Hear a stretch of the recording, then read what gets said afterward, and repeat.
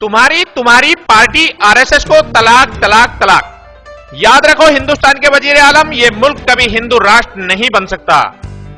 दशहरा मैदान में शमीम तुर्क ने हजारों की भीड़ जुटाकर कराया अपनी ताकत का एहसास। वजीर आजम के पास कोई इशू नहीं है, वो तलाक को इशू बना रहे।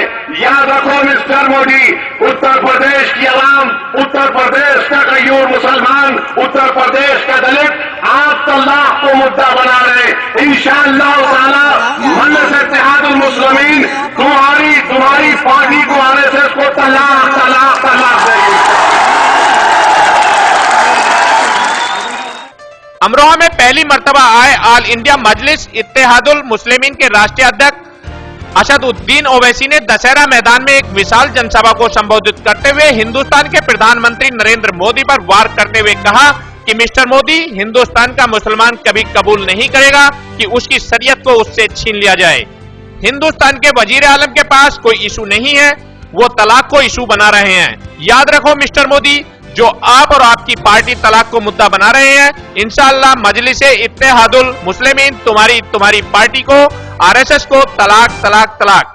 बीजेपी आज कोशिश कर रही है कि हिंदुस्तान को हिंदू राष्ट्र बनाया जाए, लेकिन हिंदुस्तान के वजीर आलम, ये मुल्क कभी हिंदू राष्ट्र नहीं बन सकता। और हमारी शरीयत में मदाखलत की बात कर रहे हैं हिंदुस्तान के वजीर आजम, याद रखो ये मुल्क कभी हिंदू राष्ट्र नहीं बन सकता इंशाअल्लाह ताला। ये मुल्क कभी हिंदू राष्ट्र नहीं बनेगा इंशाअल्लाह ताला।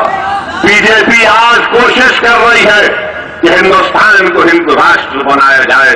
मुझे पूरा यकीन है कि हिंदुस्तान की आवाम, इस मुल्क की ताकत, इस मुल्क की खूबसूरती, इस मुल्क की पहचान उसका सेकुलरिज्म है, उसका भाईचारा है। हिंदुस्तान की आवाम इस तमाम नापाक साजिशों में बीजेपी और संघ परिवार को नाकाम करके रहेगी।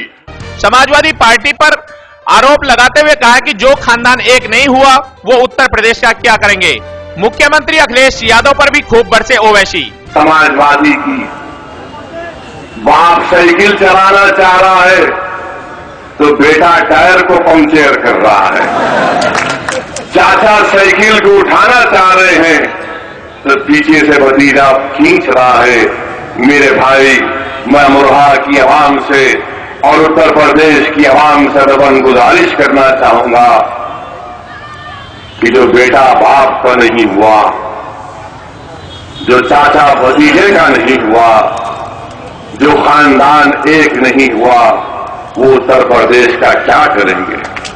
वो उत्तर प्रदेश का क्या करेंगे?